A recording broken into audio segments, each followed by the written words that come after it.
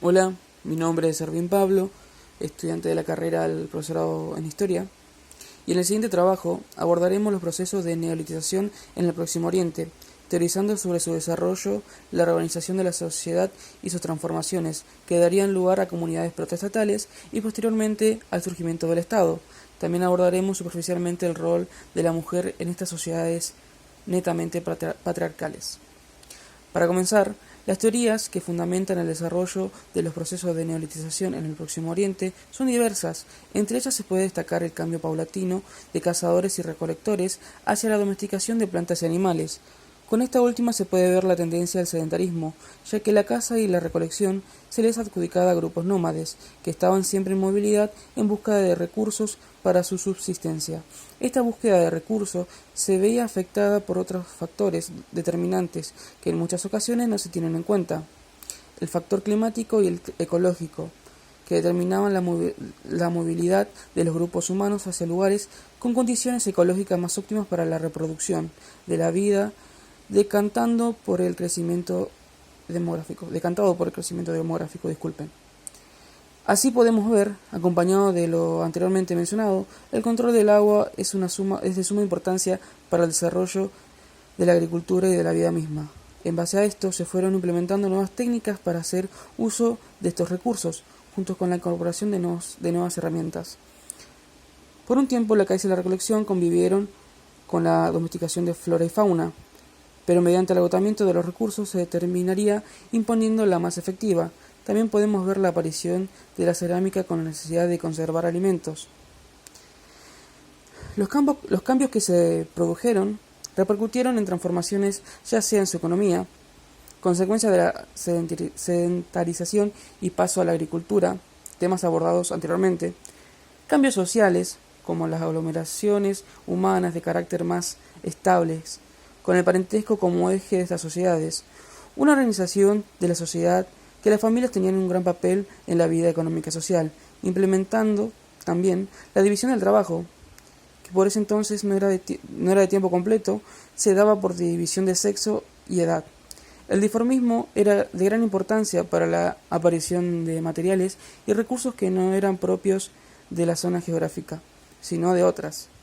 Podemos destacar los cambios mentales con la creación de una ideología de grupo propia de las guerras, la religión y la delimitación del territorio por parte de cercos, denotando una percepción de que el mundo tiene un orden dentro de la aldea y un caos fuera de ella.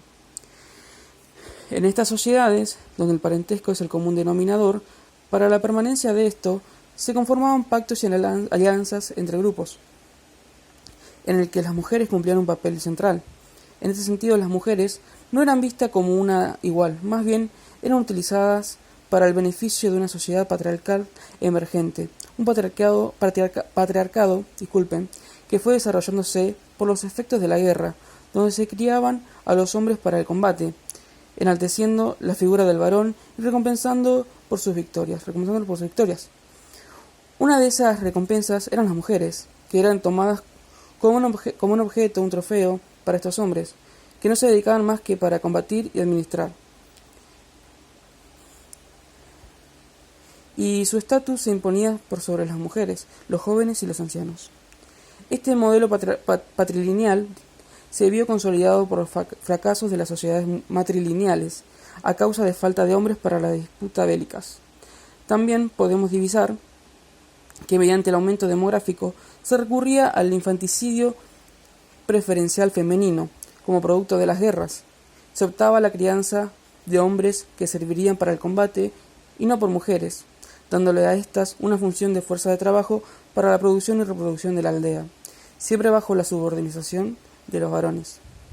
En este sentido se observa un comportamiento complejo en función de entender el funcionamiento de estas sociedades, que buscaban mujeres fértiles para engendrar a hombres y que para un control demográfico sacrificaban infantes del sexo femenino, comportamientos que bajo nuestras perspectivas son totalmente inaceptables. Pero como vemos a lo largo de los diversos estudios de sociedades antiguas y ajenas a las nuestras, para comprender dichos actos se deben dejar de lado las miradas prejuiciosas propias de una subjetividad engendrada desde el seno occidental. Estos centros urbanos estaban organizados socialmente a través de la aparición del excedente y con este el surgimiento de las élites, que eran las beneficiadas y administraban los recursos. Mejoran técnicas para aumentar la producción y no depender de las limitaciones ecológicas, la búsqueda de nuevos territorios para abastecerse de recursos y excedentes que dan paso al surgimiento de los primeros estratos sociales, producto de una repartija desigual de los recursos. Se implementaban ceremonias de distribución de excedente, a priori en beneficio de todos.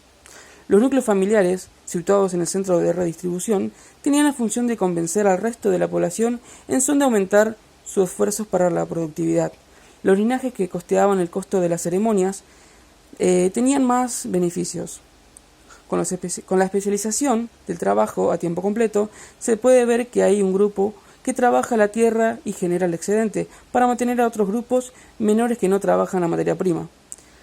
Así también, esta especialización se dio para obtener y producir bienes de prestigio por parte de la élite, dando lugar al comercio o intercambio a larga distancia. Como vemos en González Wagner, no debemos confundir las comunidades jerarquizadas con sociedades de clases, ya que el parentesco continúa teniendo una gran importancia en la articulación social. En síntesis, estas sociedades, con su organización, son una antesala a lo que posteriormente sería el surgimiento del Estado. Dos grandes territorios que componen la geografía del Próximo Oriente son Egipto y Mesopotamia.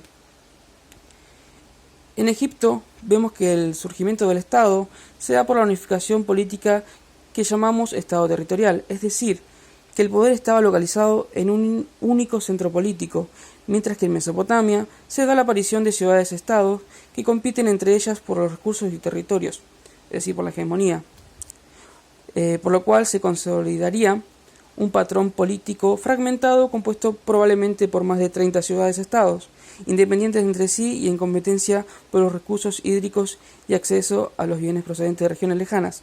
Allá 2530 a.C. vemos recién una unificación en Mesopotamia por parte de Sargón de Akkad.